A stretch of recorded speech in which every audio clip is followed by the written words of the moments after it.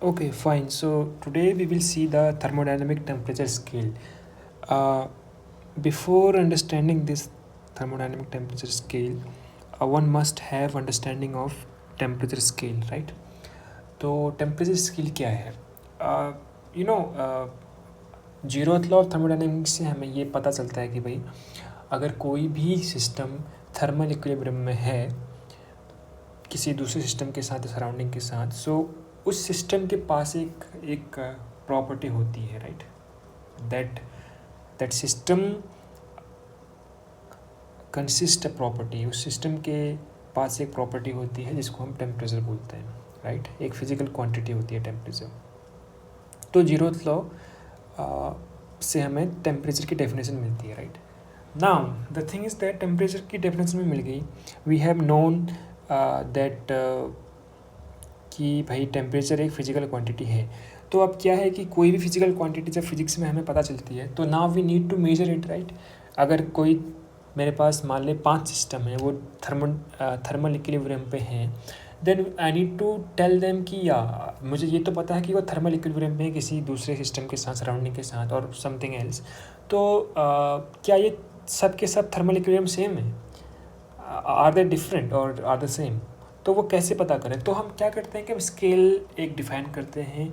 Scale define करने का मतलब ये है कि हम उस क्वांटिटी को, टेम्परेचर को एक न्यूमेरिकल वैल्यू असाइन करते हैं। जैसे हम किसी और स्केल की बात कर लो, लेंथ स्केल की बात कर लें, हम एक स्टैंडर्डाइज्ड लेंथ मानते हैं कि भाई this much length is called inch, this much length is called metre, so and so on, right? तो इस तरीके से हम क्या करते हैं कि एक स्केल जब डिफ़ाइन कर लेते हैं, और वो स्केल पूरी दुनिया में कहीं पर भी अगर तो बैठा हुआ है इंसान, तो वो सबके लिए सेम होगा, तो इसलिए उसको स्टैंडर्डाइज स्केल बोलते हैं। तो अब बात ये कि हमें जब पहली दफ़ा टेम्परेचर कॉन्सेप्ट आया था फिज़िक्स के स्टडीज़ में, तो लोगों ने बहुत तरीके से टेम्परेचर स्केल को डिफ़ाइन करना स्टार्ट किया। तो मेनली उसमें जो टेम्परेचर स्केल डिफ़ाइन किए थे लोगों ने, वो 2 टाइप के किए थे बाय द वे। तो उसमें आई मीन प्रैक्टिकली तो एक ही टाइप का था, बट बाद में जब कार्नोट इंजन आया, कार्नोट थ्योरम आया बाय द वे, तो हमारे पास फिर दूसरे तरीके का भी एक स्केल आ गया था। तो we so I can write two fundamentally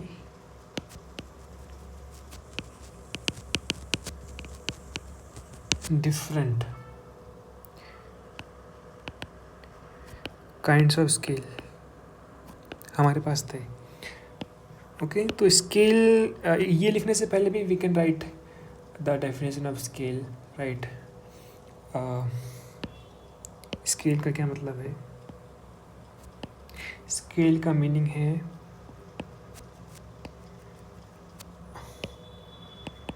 to major physical quantity. कोई भी स्केल की हम बात कर सकते हैं, टेम्परेचर स्केल, लेंथ स्केल और pressure scale, something like that. कोई भी फिजिकल क्वांटिटी, हर एक फिजिकल क्वांटिटी के पास एक स्केल होता है, right? So to measure the physical quantity means, measure का मतलब क्या है कि means to assign a numerical value.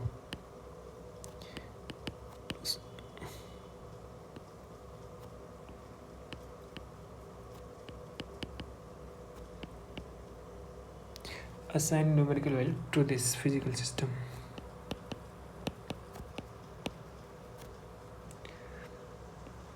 Sorry, to this physical quantity. We need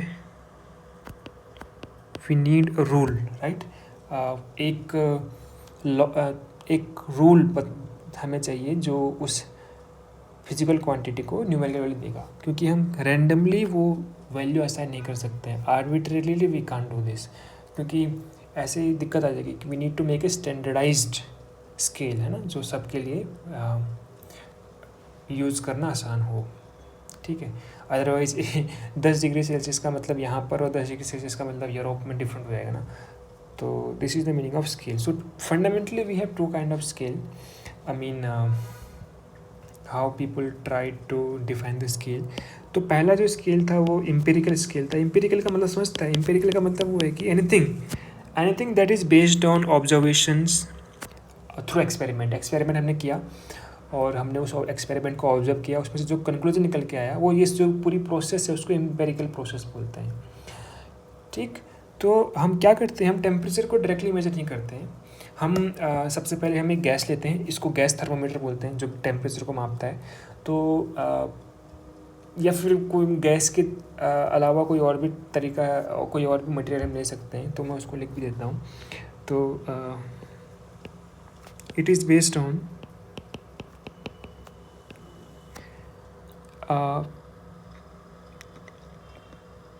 some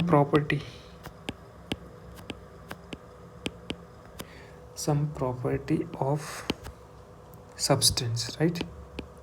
हम कोई सब्सटेंस लेंगे, वो गैस हो सकता है, वो लिक्विड भी हो सकता है, वो सॉलिड भी हो सकता है. उस सॉलिड, गैस और लिक्विड की हम कोई प्रॉपर्टी लेंगे. लाइक मैं एक लिक्विड का वॉल्यूम ले सकता हूँ, ठीक है, वो इसकी प्रॉपर्टी है. मैं एक सॉलिड का लेंथ ले सकता हूँ, वो इसकी प्रॉपर्टी है. या फिर मैं गैस का वॉल्यूम ले सकता हूँ. तो मैं किसी भी सिस्टम की प्रॉपर्टी को लूँगा, ठीक है, और उसका क्या चेंज आता है, राइट, उसका जो चेंज जो होगा, मान लो वॉल्यूम में मान लो कि कुछ चेंज हो गया है, तो उस चेंज को मैं टेम्परेचर के साथ रिलेट करूँगा. तो टेम्परेचर को मैं इनडायरेक्टली मेजर करता हूँ, right. We never measure temperature directly. ठीक है, मान ले कोई क्वांटिटी थी x, मैंने इस x को मेजर किया और मैंने एक अजम्पशन लिया, और वो अजम्पशन बाद में एक्सपेरिमेंट में प्रूव भी होता है कि जितना ये x बढ़ेगा उतना ही टेम्परेचर भी बढ़ेगा, right. So the temperature is proportional to that quantity x. तो ऐसा लोगों ने पहले अजम्पशन लिया था, और वो एक पर्टिकुलर टेम्परेचर रेंज में बाद में प्रूव भी हुआ था कि हाँ ऐसा ही देखने को मिलता है बहुत सारे गैसेस के लिए. ठीक है. तो what I have written, it is based on some property of substance. और इस प्रॉपर्टी को हम बोलते हैं thermometric property, called thermometric property. बस एक टेक्निकल नेम है, इसमें कोई ज़्यादा बड़ी बात है नहीं. तो मान लो मैं कोई एग्जांपल लेता हूँ, तो इससे पहले भी मैं लिख सकता हूँ कि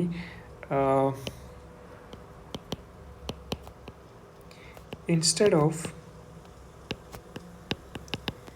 measuring temperature directly,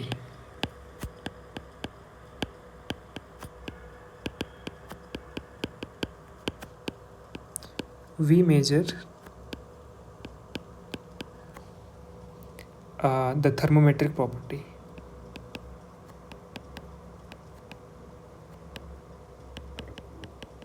Okay, and define temperature through it. जैसे मैंने बोला कि proportional to that thermometric property, defining temperature through it. Okay, good. हम ज़्यादा डिटेल में नहीं जाएंगे कि कैसे हुआ है, बट मैं थोड़ा सा एक तुझे ब्रॉड आइडिया देना चाह रहा हूँ कि कैसे ये चीज़ें स्टार्ट हुई थी. तो जैसे मैं एग्जांपल लूँ थर्मोमेट्रिक प्रॉपर्टी की, length, you must have heard about the mercury thermometer, right.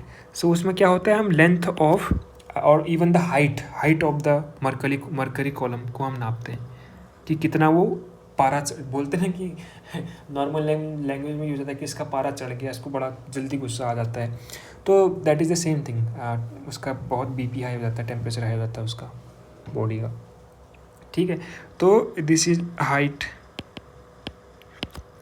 Of mercury column, एक एग्जांपल है. पहले स्टार्टिंग में जब लोगों ने ये थर्मोडायनेमिक्स स्टार्ट की थी पढ़ना, तो इनिशियली यही थर्मोमीटर यूज किया जाता था, मर्करी थर्मोमीटर यूज किया जाता था. बाद में गैस थर्मोमीटर आया था. सो वहाँ पर हम गैस के प्रेशर को थर्मोमेट्रिक प्रॉपर्टी लेते हैं, प्रेशर ऑफ गैस, बट उसका वॉल्यूम कांस्टेंट रखते हैं, at volume at constant volume यहाँ पे। तो ये ऐसे हम चीज़ों को डिफाइन करते थे। तो इसका मतलब क्या है, थोड़ा सा इसको फील देता हूँ मैं कि मान ले मैंने बोला कि जो टेम्परेचर है that is proportional to the height of the mercury column. Okay, तो अगर प्रोपोर्शनलिटी साइन है तो मैंने इसको ऐसे लिख दिया, राइट। तो इसमें कोई कन्फ्यूजन नहीं होना चाहिए। अब इसके बाद अगली चीज़ ये है कि किसी भी टेम्परेचर स्केल को डिफाइन करने के लिए we always take a reference point, है ना। रेफरेंस पॉइंट का क्या मतलब है कि हम किसको अपने स्केल का जीरो बोलें, राइट। मिनिमम जहाँ से स्केल, जैसे लेंथ स्केल का मिनिमम 0 मीटर या 0 whatever unit you can take, right. तो वैसे ही हम यहाँ पर एक रेफरेंस स्केल को डिफाइन करते हैं। और डिग्री सेल्सियस जो सेंटीग्रेड स्केल है वो अलग करता है, फ़ारेनहाइट स्केल अलग करता है। बट हम केल्विन स्केल की अगर हम बात करें तो kelvin scale, right, kelvin scale you must have heard about this thing. So kelvin scale, और ये 1954 में बाय द वे फिक्स किया गया था, ये फिक्स्ड रेफरेंस पॉइंट। उसके बाद जब केल्विन स्केल मार्केट में आया था तो, और जो मैं बोल रहा हूँ ना, रेफरेंस स्केल्स को टेक्निकल लैंग्वेज में फिक्स्ड पॉइंट बोलते हैं। Kelvin scale takes the Kelvin scale takes triple point of water as the fixed point, right? Fixed point। और ये जो इसकी जो वैल्यू आती है वो 273.15 केल्विन आती है। That we can discuss it later कि ऐसी वैल्यू क्यों आती है, ठीक है। ओके, तो अब बात ये है कि हम इस बाय द वे ये 16 है, ठीक है, 16 इसको लिख सकते हैं। तो that is assigned a number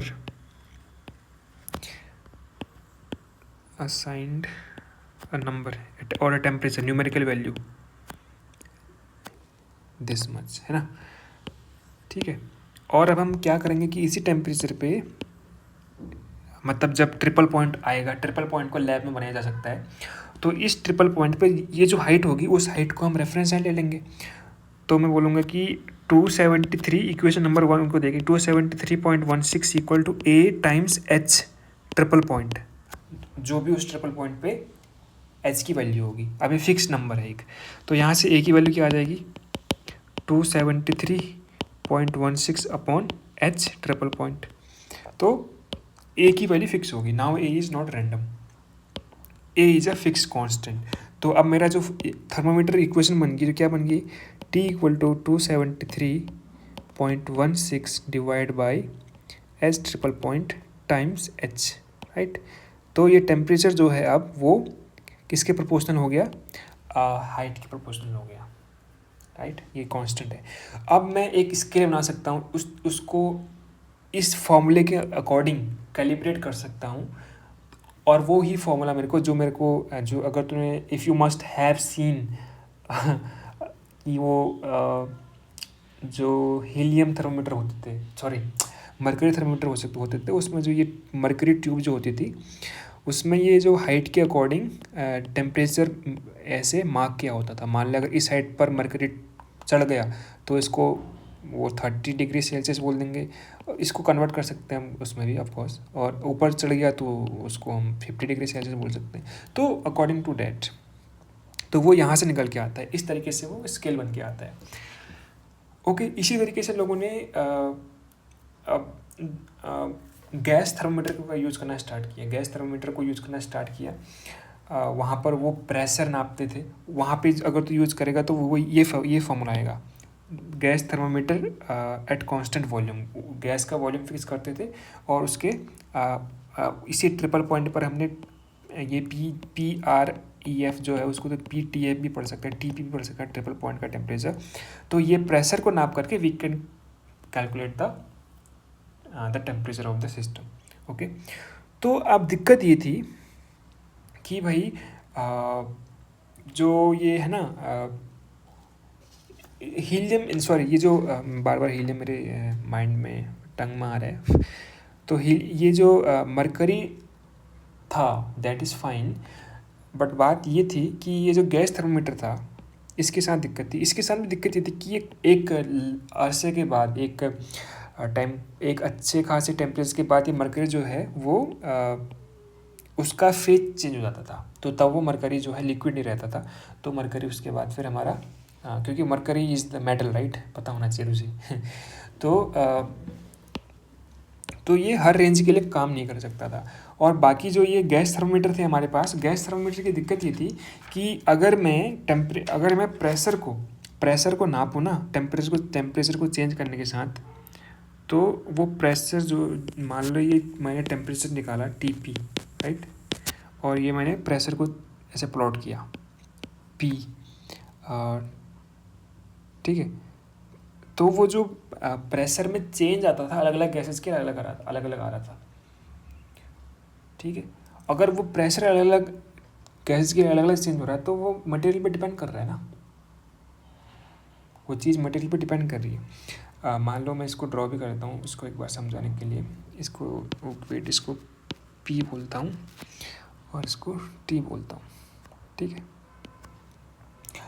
अब मान ले मैंने हीलियम गैस ली, हीलियम गैस ऐसे चेंज हो रही है, और ये जो है कोई दूसरी गैस ऑक्सीजन मान लेते हैं वो ऐसे चेंज हो रही है, इसको हीलियम मान लेते हैं। तो ये जो सेम टेम्परेचर के लिए जो ये गैस के प्रेशर में चेंज आया है, इसके लिए देखो इतना ही आया, देख इतना, और इसके लिए अगर देखेगा तो ज़्यादा आया हुआ है।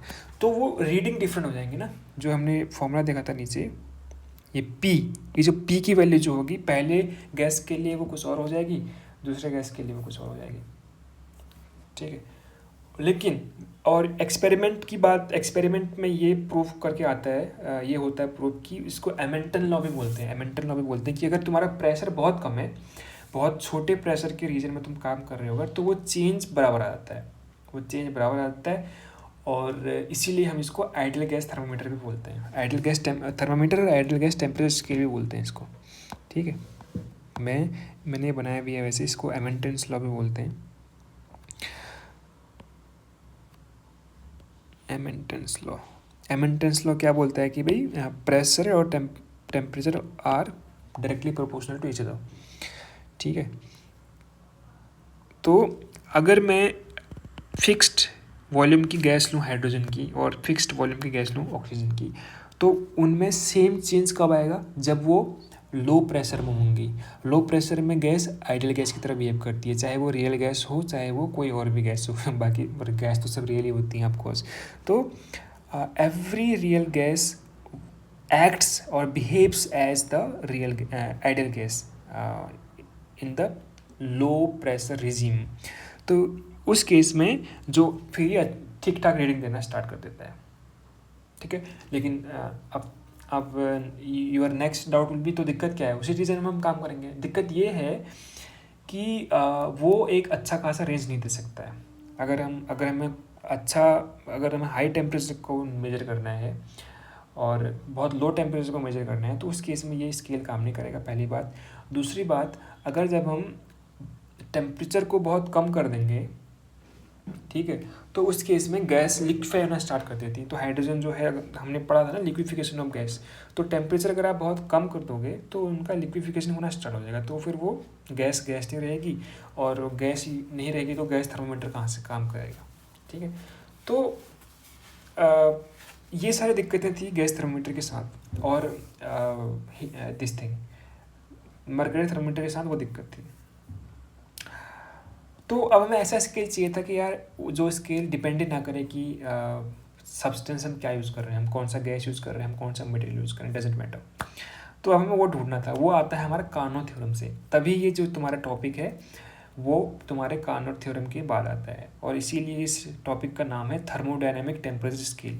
ध्यान देना, ये जो स्केल हमने पढ़ा अभी तक आइडियल गैस वाला, इसको हम बोलते थे, इसको कहा जाता है ideal gas temperature scale, ideal gas temperature scale.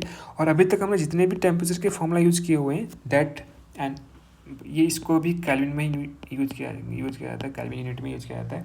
तो ये सारे के सारे हमने इसमें यूज़ किए हुए थे, इस स्केल में यूज़ किए हुए थे। अब हम so now we will see the thermodynamic temperature scale.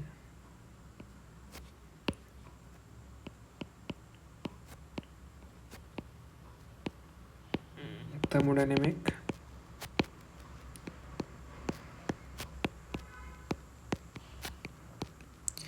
temperature scale is independent of the working substance. तुम मरकरी ले रहे हो, तुम कोई गैस ले रहे हो, doesn't matter, okay fine.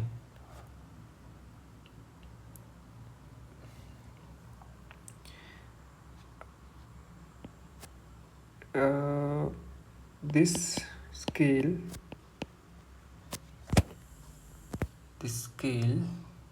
is based on the Carnot theorem, ठीक है। और what is that Carnot theorem? The efficiency of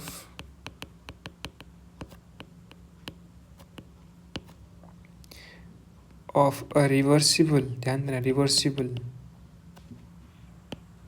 heat engine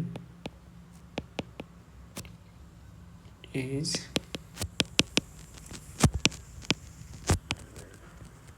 independent of the nature of gas, nature of the substance, ठीक है। ये Karnaugh theorem था, और किस पे डिपेंड करता था? And it only depends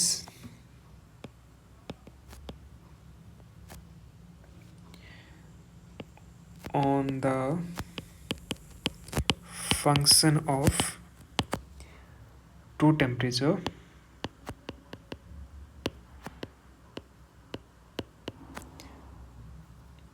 between which the engine is working, okay ध्यान देना। तो ओके, मैं let me right this thing कि let what should we give the name to the temperature, I mean the symbol, what symbol should I use for this thing now? Okay, let me use TL. Let TL and TH be the temperature of reservoirs, okay.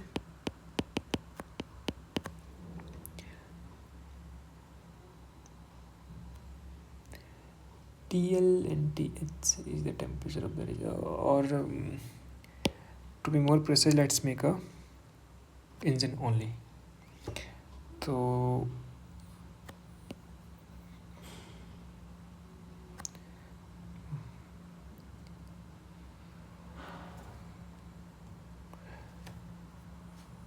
this is the,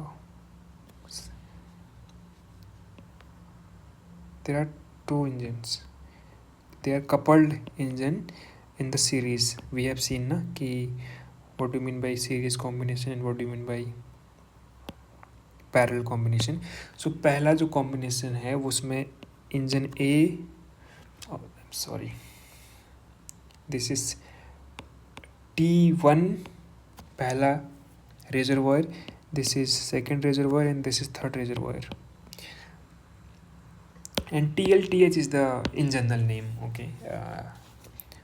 If TL denotes the lower temperature and TS denotes the higher temperature, okay fine.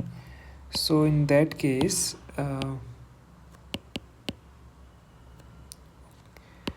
suppose there is an engine in between here, that is E1, okay, and this is E2.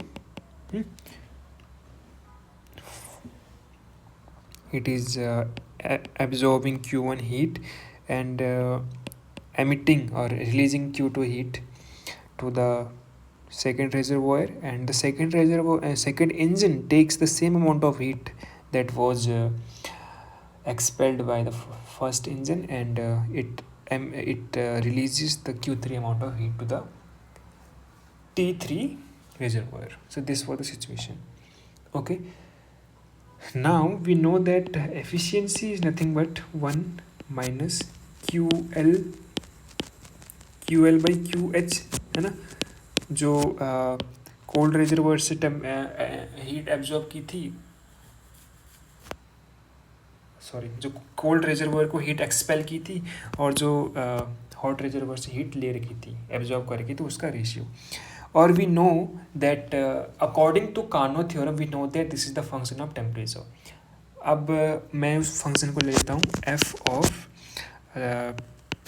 okay, in this case the diagram, what diagram is saying, so if you see the first engine, right, this much, okay, so this first engine, you can write this Q1 by Q2 is equal to this is the function of temperature. This is what the Carnot theorem says.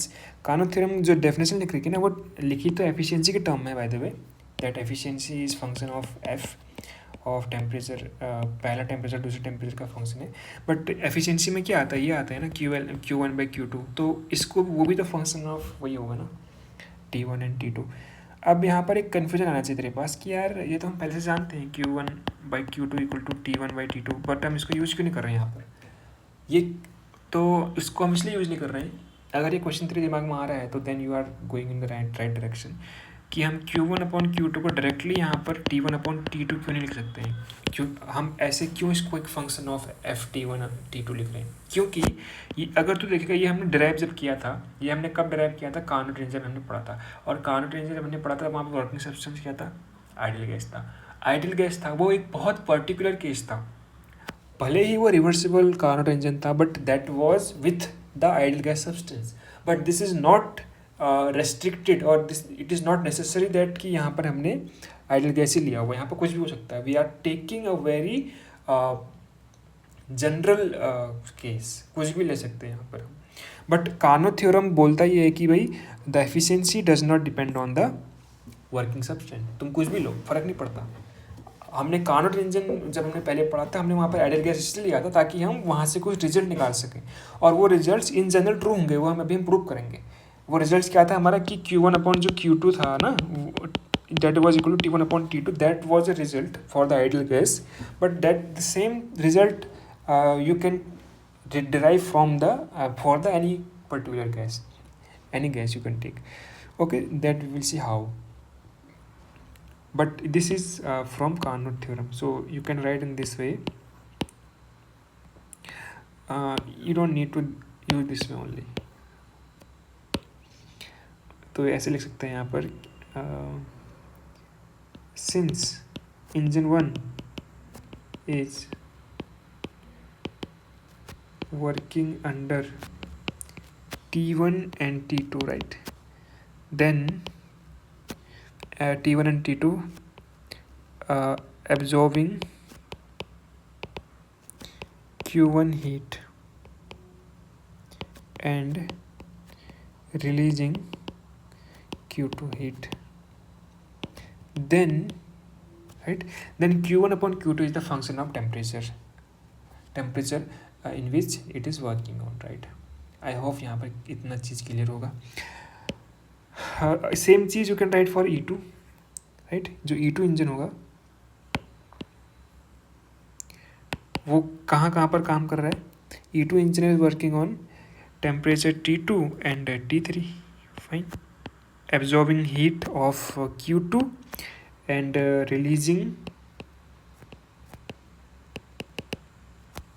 Q2 Q3, right. So इसके लिए Carnot theorem क्या बोलेगा, Q2 upon Q3 is equal to same function हम use कर रहे हैं, and temperature क्या होगा हमारा T2 and T3. Fine, I hope this much is fine.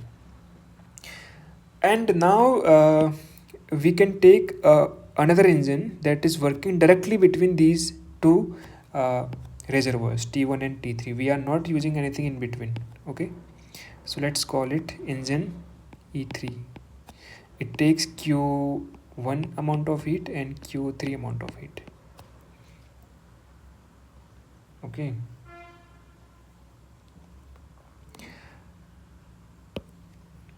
For E3, the Carnot theorem gives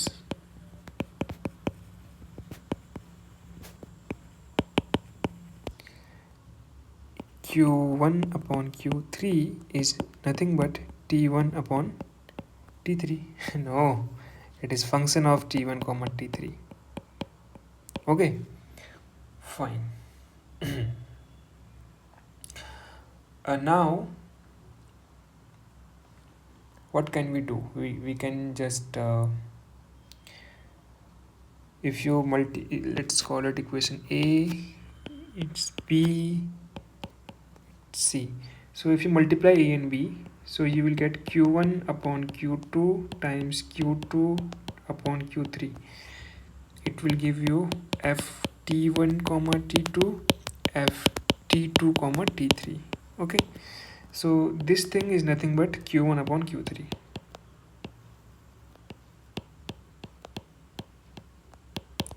So this is T1 comma T2 and T2 comma T3. Okay, now compare this with equation number 3, C. Now compare C and let's call it D. C and D. अगर C और D को compare करेगा, it means that Q1 by Q3 की जगह पे तुम ये लिख सकते हो, right? So F, the function of T1 comma T3 is nothing but this thing. Okay, fine. इतना यहाँ तक क्लियर होना चाहिए.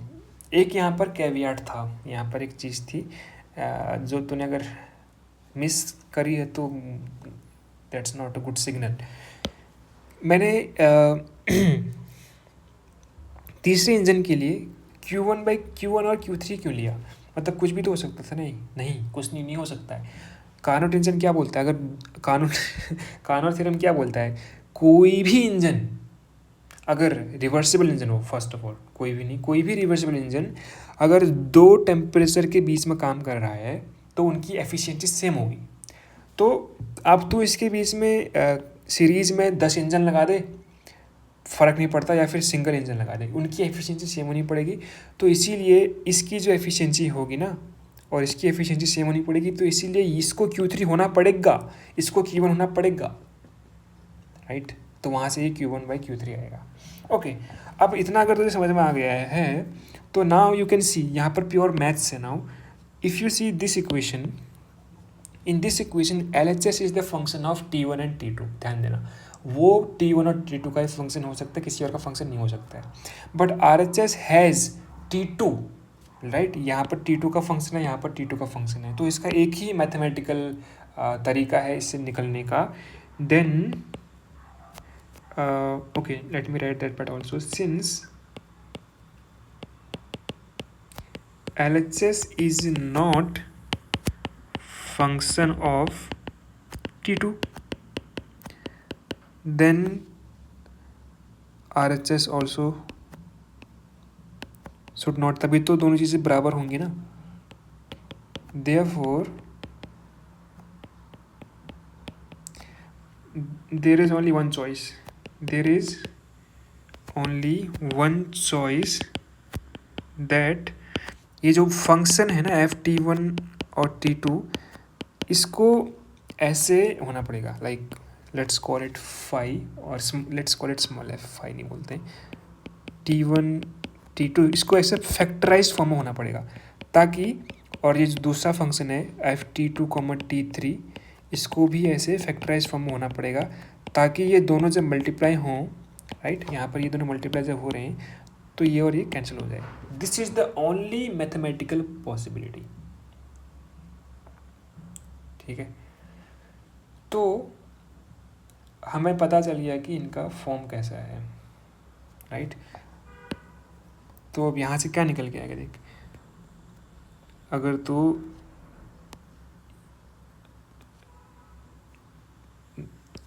हमारे पास क्या था कि Q1 अपॉन Q, अगर हाँ अगर ये फॉर्म पता चल गया एक बारे में, तो आप कोई भी देख फॉर्म को ध्यान से देख, T1 T1, T2 T2, T2 T2, T3 T3, तो जो टेम्परेचर के बीच में काम कर रहा है हमारा इंजन, उसी टेम्परेचर के ये फंक्शन होंगे न्यूमरेटर में और डिनोमिनेटर में. ठीक है, तो अगर ये देख Q1 जो कैपिटल एफ है उसको मैं स्मॉल एफ की फॉर्म में लिख सकता हूँ ऐसे. हर एक इक्वेशन को मैं ऐसे लिख सकता हूँ, क्योंकि मुझे फॉर्म पता चल गया ना. मुझे फॉर्म नहीं पता थे पहले, मुझे एग्जैक्ट एक्सप्लिसिट एक्सप्रेशन नहीं पता मुझे कि ये कैसा दिख रहा है, बट मुझे फॉर्म तो पता चल गया कि वो ऐसे फैक्टराइज हो रहा है, क्योंकि ये जो फंक्शन था capital F, that was the function of 2 variable. अब वो 2 वेरिएबल का फंक्शन कुछ भी हो सकता है, लेकिन उसकी फॉर्म फिक्स होगी कि न्यूमरेटर में हमेशा टेम्परेचर का ही फंक्शन होगा, T1 का फंक्शन होगा, और डिनोमिनेटर में हमेशा T3 का फंक्शन होगा हमेशा. ऐसा नहीं हो सकता कि ये इट्स लाइक T1 जैसे log T1 और log T3 हो सकता है, क्योंकि ये फंक्शन T1 का है, ये फंक्शन T3 का है. लेकिन ये ऐसा कभी नहीं हो सकता कि log T1 T3 और log T1, ये नहीं हो सकता, क्योंकि ये T3 और T1 दोनों का फंक्शन है और ये सिंपल T1 का फंक्शन. नो, तब this equation I mean this whole construction ये प्रूव करता है कि इसका फॉर्म ऐसे होना पड़ेगा. तो हमने क्या बोला था ऊपर कि जितने भी एफ हैं जो कैपिटल एफ की जगह पे, तो उसको उसके फॉर्म में फैक्टराइज कर सकता है. तो यानी कि इन जनरल ये एफ क्या था, कैपिटल एफ क्या था, दो हीट्स का रेशियो, राइट. हीट एब्जॉर्ब्ड और हीट रिलीज्ड का रेशियो था. तो यहाँ पर in general, therefore in general जो Q हाई, यानी कि जहाँ Q हाई से जब उसने एब्जॉर्ब की थी, और QH वो फंक्शन किसका होगा, FTH और FTL. Okay, now very interesting चीज फैक्ट ये होगा कि कोई भी फंक्शन इसको वेरीफाई कर सकता है, सेटिस्फाई कर सकता है इस इक्वेशन को.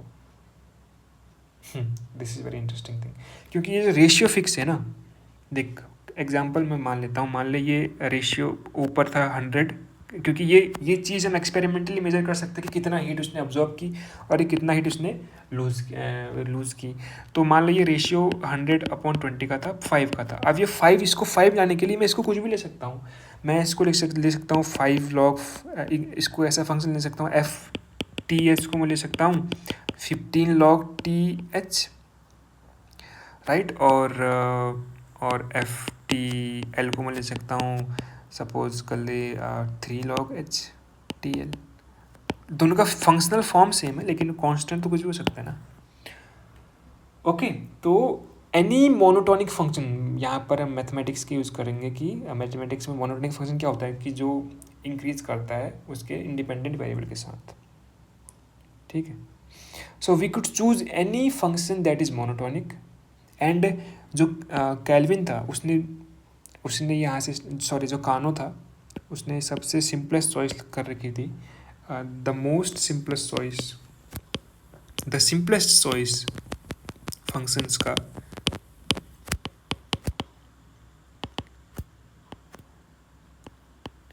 FT को सिंपल T ले लो, लॉग में जाओ ही मत, एक्सपोनेंशियल में जाओ ही मत. दिस नाउ अभी क्या बन जाएगा, therefore QH/QL is nothing but TH/TL. Okay, और यही आइडियल गैस से आया था, है ना. और ध्यान देना, हम इसको कुछ भी चूज कर सकते थे. अगेन मैं बोल रहा हूँ, कोई भी मोनोटोनिक फंक्शन यूज कर सकते थे. एक्सपोनेंशियल TH और एक्सपोनेंशियल TL यूज कर सकते हो, कोई दिक्कत नहीं है. log TH और log TL यूज कर सकते हो, कोई दिक्कत नहीं है. बस वो मोनोटोनिक होना चाहिए. मोनोटोनिक का फंक्शन मतलब है कि कंटिन्यूस हो और इंक्रीजिंग फंक्शन हो. You could have choose it TH² और TL², बट ये सिंपलेस्ट चॉइस इसीलिए है क्योंकि ये मैच करता है जो हमारे प्रीवियस स्केल था, आइडियल गैस स्केल था, उससे मैच करता है. तो ताकि वो कंसिस्टेंसी बनी रहे, जो पिछले हमारी नॉलेज है वो नॉलेज इस अभी की नॉलेज को के साथ कन्फ्यूजन ना बने, तो ये सबसे सिंपलेस्ट चॉइस थी और ये चॉइस मैच करती है ऑफ कोर्स आइडियल गैस के साथ भी। तो अब बात ये है कि जो Q H upon Q L equal to T H upon T L आ गया, जो हमने चूज़ कर लिया, तो this is the thermodynamic scale, ठीक है, scale of temperature, of course scale of temperature.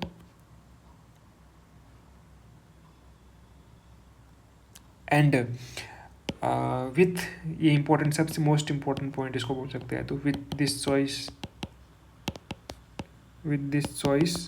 of Ft equal to T,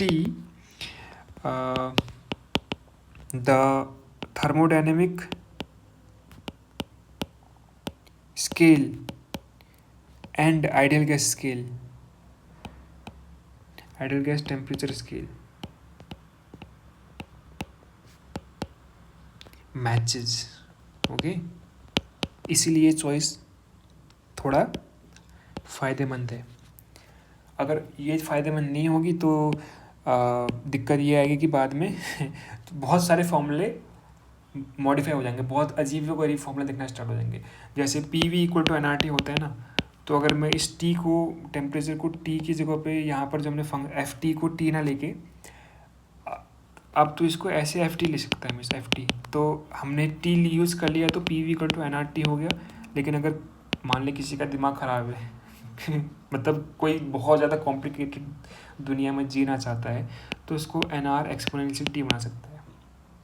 तो ये अब लुक, ये इक्वेशन कितनी अजीब लग रही है, सारे के सारे जो वेरिएबल थे पी वी वो सब कुछ लीनियर थे, but this become in exponential ना, तो इसके साथ डील करना थोड़ा दिक्कत हो जाएगा। तो इसीलिए सिंप्लिसिटी को ध्यान में रखते हुए लोगों कैल्विन ने, और कैल्विन की जो पूरी फिलॉसफी थी टेम्परेचर को डिफाइन करने की, उसको मद्देनज़र रखते हुए ये फंक्शन यूज़ किया गया था और ये सारा का सारा कंसिस्टेंट रहा। So this was the whole story of the thermodynamic scale, और of course this scale is independent of any substance. Now remember, Carnot cycle, अगर कार्नोट साइकिल पर काम करने वाला अगर इंजन है, फ़र्क नहीं पड़ता कि उस इंजन का सब्सटेंस आइडियल गैस हो या ऑक्सीजन गैस हो या रियल गैस हो या आइडियल गैस हो, डजेंट मैटर। अगर साइकिल रिवर्सिबल है तो उसका efficiency eta equals 1 minus T L upon T R हो, T L upon T H होगा। डजेंट मैटर कि सब्सटेंस क्या हो, oxygen, nitrogen, hydrogen, helium, doesn't matter at all, as long as the engine is reversible. Okay, I hope this much is clear.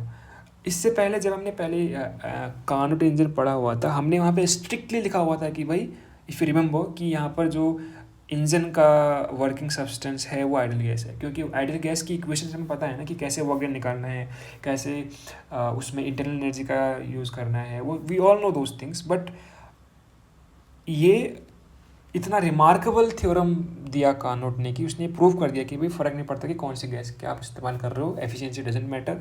और ये जो formula है efficiency का, this much is this works for any gas, doesn't matter which gas you want to choose. Okay fine. Apart from this, I don't know, there is something interesting here. Okay, now you could have thinking कि अगर तुझे लग रहा होगा कि यार ये तो इसमें स्केल कहाँ पर है फिर अब ओके, अब हम क्या करेंगे ना, जैसे हमने बोल दिया कि Q H upon Q L is equal to T H upon T L, तो हम यहाँ पर हम अगेन हमने बोला कि कोई भी स्केल बनाने के लिए हम रेफरेंस पॉइंट लेते हैं, राइट। बोला था ना कि वहाँ पर हमने रेफरेंस पॉइंट को सॉल्व लिया था, ट्रिपल पॉइंट ऑफ वाटर लिया था, तो यहाँ पर भी हम रेफरेंस पॉइंट ले सकते हैं बाय द वे, और उसके बाद हम अपना ये स्केल को डिफाइन कर सकते हैं। तो हम यहाँ पर भी ट्रिपल पॉइंट का लेंगे रेफरेंस पॉइंट। तो मान ले हम इसको अगर यहाँ तक तो हमारा डेरिवेशन हो गया। अगर आगे मैं एक्स्ट्रा बता रहा हूँ कि let's take a triple point of water as a fixed point, है ना, फिक्स्ड पॉइंट। तो इसका मतलब ये है कि जो हमारा इंजन है, इंजन का जो TL है सपोज, उसको हम ले लेते हैं T ट्रिपल पॉइंट, ओके। और जो T हाई है उसको नॉर्मल T ले लेते हैं, जिसका हमें टेम्परेचर नापना है, ओके। तो अब क्या बन जाएगा, QH/QL हमारा क्या था, TH/TL था। लेकिन हमें पता ही नहीं है कि हमें QS की जगह पे हम कोई भी रैंडम Q ले लेते हैं, क्योंकि हमें पता नहीं है कि वो क्या है। लेकिन QL हमने रेफरेंस ले लिया था, हमें पता है कि QL रेफरेंस में है, तो QTP हो जाएगा। क्योंकि इस जैसे हमने वहाँ बोला था कि मरकरी के केस में कितनी हाइट गई जाएगी, वो हाइट फिक्स हो जाएगी। तो यहाँ पर भी ये QTP फिक्स हो जाएगा। तो TH की जगह पे T और TL की जगह पे TL, तो यहाँ से T की वैल्यू निकल के आ जाएगी, दैट इज़ और इसको हम 273.16 बोल देंगे केल्विन टाइम्स Q/QTP, ओके। ऐसे तो जितना वो हीट अब एब्जॉर्ब करेगा, ये हीट एब्जॉर्ब फर्क नहीं पड़ता कौन सी गैस कर रही है, और ये फिक्स्ड है। तो this is how the kelvin this thermodynamic scale is defined, okay. और जैसे वहाँ पर प्रेशर थर्मोमेट्रिक प्रॉपर्टी का काम करे, तो यहाँ पर हीट जो इसको डेल्टा क्यू लिखो बाय, क्योंकि टेम्परेचर यहाँ पर इस स्केल में टेम्परेचर हमेशा पॉजिटिव रहता है, तो we just take it mod. तो यहाँ पर जो ये डेल्टा क्यू है वो थर्मोमेट्रिक प्रॉपर्टी की तरह काम कर रही है। जैसे प्रेशर वहाँ पर गैस थर्मोमीटर की तरह काम, तो जैसे प्रेशर वहाँ पर गैस थर्मोमीटर के केस में थर्मोमेट्रिक प्रॉपर्टी की तरह काम करता है, वैसे यहाँ पर heat exchange from the hot reservoir thermometric property की तरह काम कर। ये 273 ये इसकी वैल्यू है, TTP की वैल्यू। ये जो TTP है ट्रिपल पॉइंट, वो 273.16 है इन केल्विन स्केल, ओके। तो यहाँ से इस तरीके से हम अब इसको निकाल सकते हैं, टेम्परेचर को निकाल सकते हैं। So I think this is all about thermodynamic scale. ये स्केल बहुत इम्पोर्टेंट है समझना। If you have any doubt or query, confusion है, तो कहीं पर भी उस वहाँ पर की टाइमिंग को लिंक करके you can ask any doubt. It will be helpful for me also कि I was able to deliver my understanding or not. So please put your comments or any sort of doubts if you have, okay।